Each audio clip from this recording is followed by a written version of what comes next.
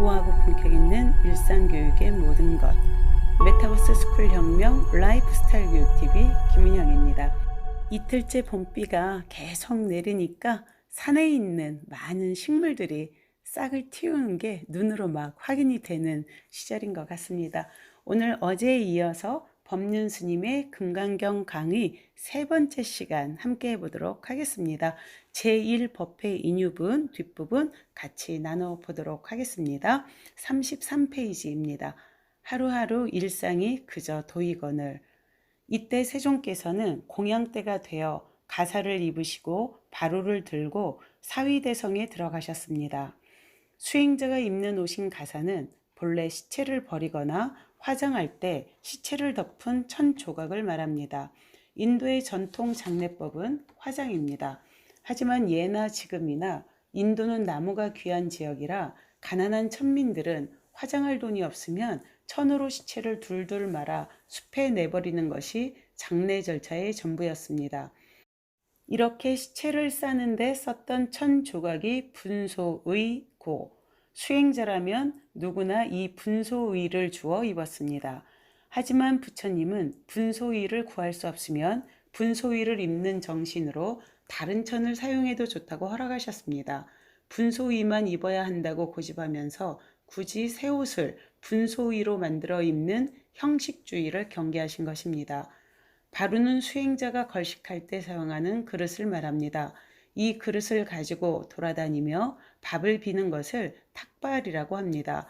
수행자는 맛으로 음식을 먹지 않으므로 몸을 유지할 수 있는 최소한의 양만을 걸식해 먹습니다. 이렇게 부처님 당시의 수행자는 가사 한 벌과 바루 한 개가 개인이 가진 전부였습니다. 그것은 부처님을 본받아 검소하게 살려는 의지의 표현이었고, 그래서 지금도 불가에서는 법을 계승하는 증표로 가사와 바루를 전하는 전통이 남아 있습니다. 그 성인에서 차례로 걸식을 마치고 본래의 저소로 돌아와 공양을 드신 뒤 가사와 바루를 거두고 발을 씻으신 뒤 자리를 펴고 앉으셨습니다.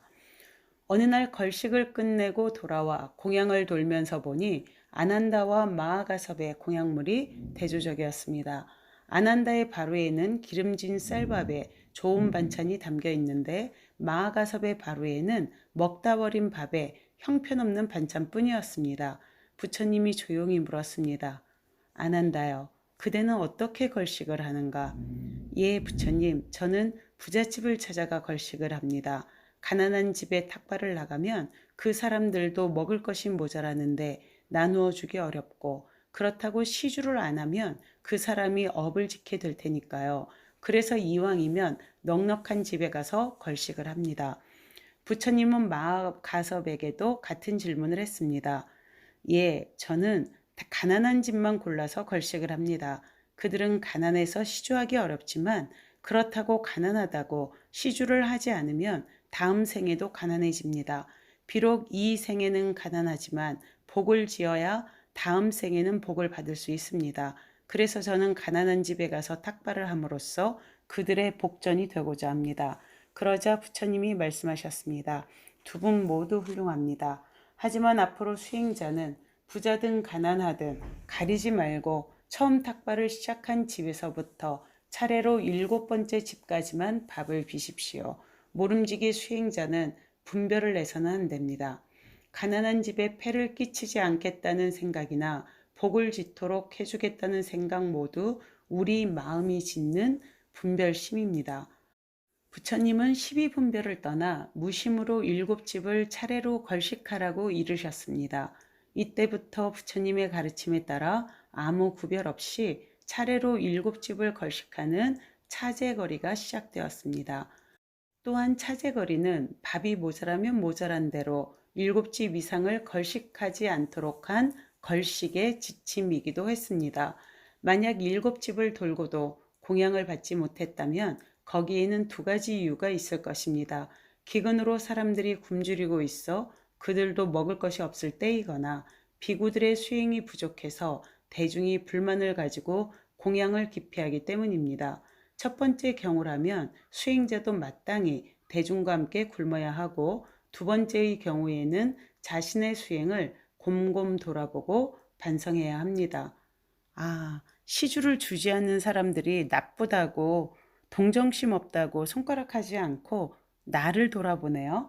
이렇듯 걸식의 의미 역시 수행과 직결되어 있습니다. 부처님은 가난한 이에게 밥을 빌어 그들을 높였고 왕과 귀족에게 굽히지 않음으로써 그들을 낮추었습니다.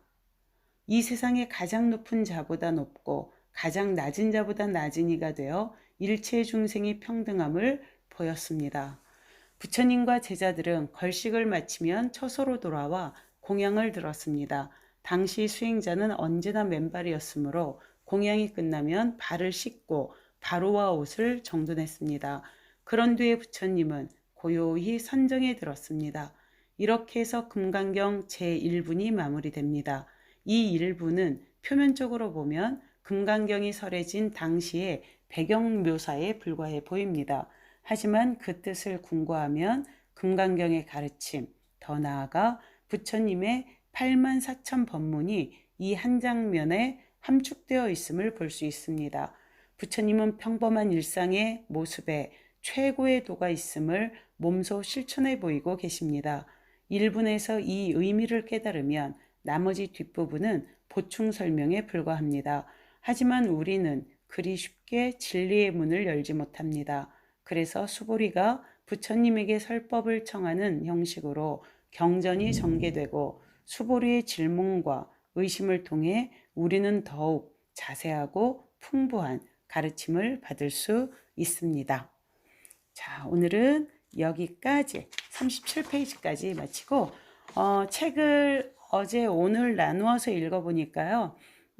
좀 어려움이 있더라도 그 각 단락마다 장마다 읽어 나가는 게 좋을 것 같습니다. 그래서 조금 길지 않나 싶은 마음도 있긴 있는데 그래도 한번 내일은 2장 전체를 한번 읽어보도록 하겠습니다.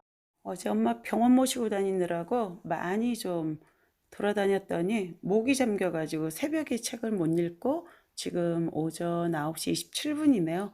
떼읽어서 목소리가 좀 나아지긴 했는데 여전히 목소리가 많이 좀 잠겨 있습니다.